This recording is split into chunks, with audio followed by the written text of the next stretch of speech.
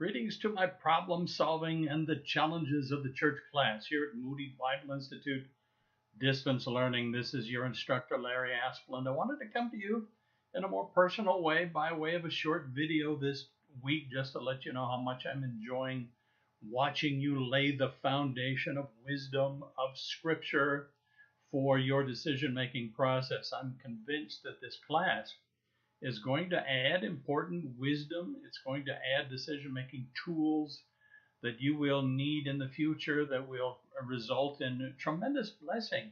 The church faces significant dilemmas. The fact is, the church is not made up of angels. They're actual human beings in the church. And so long as there are going to be problems. There are going to be dilemmas. There are going to be ethical decisions that are needed to be made, some of them quite complicated, all of them very personal, involving pain, relationships, etc. So while this may be a challenging class at times, and I know we'll have different approaches towards some of these scenarios, I know it's going to be very, very beneficial for all of you, not only you, but for your family and for the places where the Lord will send you to serve in the church. So you've laid the foundation in the first 3 weeks. Starting in week 4, we're going to do a case study every week.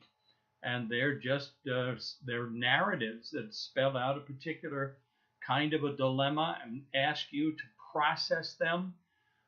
Specific instructions have been given to you for writing your paper on the case study.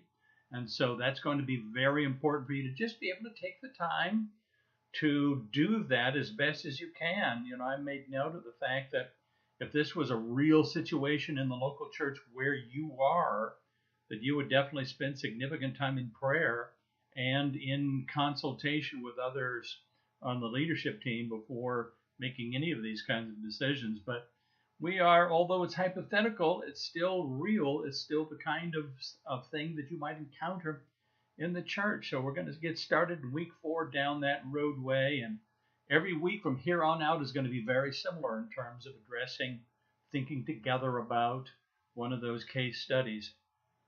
After you turn in your paper, you'll be able to submit it as an attachment to a thread in the discussion forum, and then be able to provide feedback to at least one other.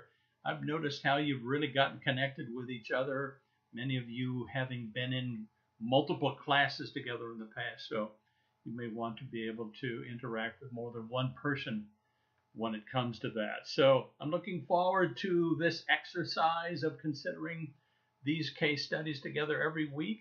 I want you to know that I'm praying for you. My wife Linda is praying for you. Linda is a heart patient, and recently she went through this whole process involving breast cancer. Last fall she had surgery, had radiation treatments coming into January, and now she's home resting and relaxing. She really feels that the Lord has given her a ministry of intercessory prayer. So I have printed out your names on a sheet and put it up on her war room bulletin board, and I just love walking by and seeing her standing in front of that bulletin board, calling out your names before the Lord, asking for the Lord to bless you and your family. So don't hesitate to let us know how we can pray for you.